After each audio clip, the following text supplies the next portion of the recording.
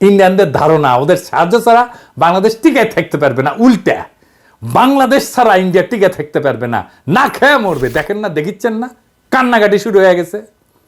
আগে হয়ে যেত 500 1000 হয়ে যেত, এখন 200 300 টাকা কামাতে অনেক মুশকিল হচ্ছে।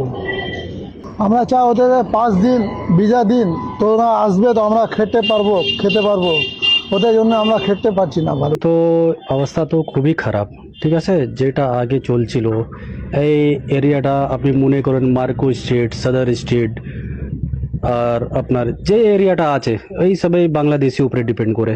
কিন্তু এখন আপনি দেখতে পাচ্ছেন এদিকে মানে হোটেলে দেখুন, তারপরে কাপড়ে যেটা দোকান আছে, খাবারের দোকান যেটা আছে, সবাই মানে একটু অবস্থা খারাপ আছে। এটা আপনার টোটালি মানে বাংলাদেশি উপরে ডিপেন্ড করছে, তাহলে একটু অবস্থা খারাপ আছে, এই জন্য বাংলাদেশি না আছে। ব্যবসা ক্ষতি হচ্ছে 70-80%, 70-80% ক্ষতি হচ্ছে গত 4 মাস থেকে। তখন থেকে এখানে সমস্যা, এখানে একদম কাজ নেই।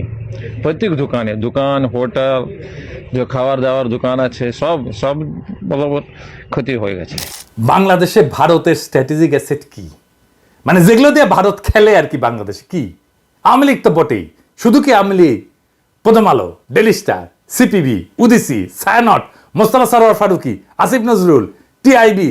দেখেন এমন কি বিএনপির মধ্যেও তার স্ট্র্যাটেজিক অ্যাসেট আছে, বিএনপির মধ্যে ইন্ডিয়ার লোক আছে। বিএনপি 11 আগস্টে বলছে ক্ষমতায় গেলে ভারতের সাথে সম্পর্ক ভালো রাখতে, দেখেছেন? 2 ডিসেম্বর তারিখে বলছে মেজর হাফিজ কয়েকদিন আগে ভারতের সাথে বিএনপি সুসম্পর্ক চায়। আবার দেখেন 27 সেপ্টেম্বর বলছে বিএনপি ভারতের সাথে সম্পর্কের বরফ গলতে শুরু করছে। তো বরফ গলা শুরু করেছিল কখন? এটা 23 সেপ্টেম্বর ভারতীয় হাই কমিশনের সাথে আলাপের পরে ওটি থেকে গরম আনিছে, তারপরে বরফ গলিচ্ছে। বুঝছাও? তুই কি আলাপ হয়েছে? কিছু বলছে আমাদের? কইছে কয় নাই, ক্যাঙ্কা করে বরফ গলিচ্ছে। ইন্ডিয়ার সাথে বন্ধুত্ব মানে কি? মানে তো ট্রানজিট দিতে হবে, চাকরি দিতে হবে, পণ্য কিনতে হবে, চীনকে অ্যাক্সেস দেওয়া যাবে না, তবে চিকেন নেককে সুরক্ষিত রাখতে হবে, বিদ্যুৎ কিনতে হবে বেশি দামে, রোগী পাঠাতে হবে দলে। আর বাংলাদেশকে স্বাধীন আত্মমর্যাদা সম্পন্ন জাতি হিসেবে মাথা তুলতে দাঁড়াইতে দেওয়া যাবে না। সীমান্তে একের পর এক বাংলাদেশিদের মাইরে টাঙায় রাখবে কাটাতারে। আর কি? পানি বন্ধ করে দিবে সব নদীর, আর বন্যার সময় পানি ছেড়ে ডুবে দিবে। এটার নামই ভারতের বন্ধুত্ব। আবার ইন্ডিয়ান মিডিয়াত বিএনপির মহাসচিব মির্জা ভাই আবার কি কইছে দেখেন, আমি পড়ে শোনাচ্ছি ওদের। এদিকে ভারতের সঙ্গে শুধু বিএনপির নয়, বাংলাদেশের সবারই একটা সম্পর্ক রাখা উচিত। আপনি রাখেন, অন্য সবাই দেখেন কেন? কারণ আবার কইছে, কারণ হচ্ছে তারা আমাদের সবচেয়ে বড় প্রতিবেশী। তো কি হয়েছে? আমাদের বহু ক্ষেত্রে ভারতের সঙ্গে বাণিজ্য আছে, তাই নাকি? কি আছে কইছে?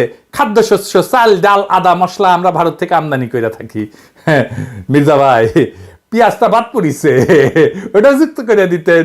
ভমা পেঁয়াজ। আদা কি ইন্ডিয়া থেকে আসে মির্জা ভাই? এই গায়ে নিয়ে দেশ চালাইবেন? আদা আসে মিয়ানমার থেকে।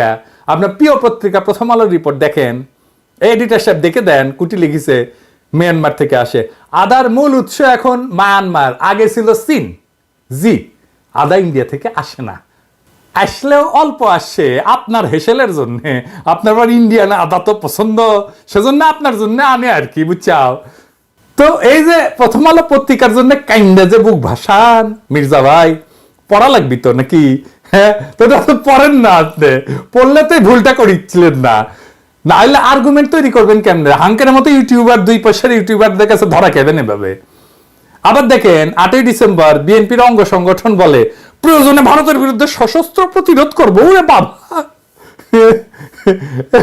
নেতারা বলে এক কথা, বড় নেতারা বলে এক কথা, ছোটরা বলে আর এক কথা। বুঝি না আপনাদের পলিসি কি? আপনাদের পলিসি আগে ঠিক করেন, একটা পলিসি ঠিক করেন। 100টা পলিসি 100 জন কইলে তো মুশকিল, আমরা তো বুঝতে পারবো না, আমরা তো কম বুঝি, বুঝেন না, মুখ্য সূক্ষ্ম মানুষ।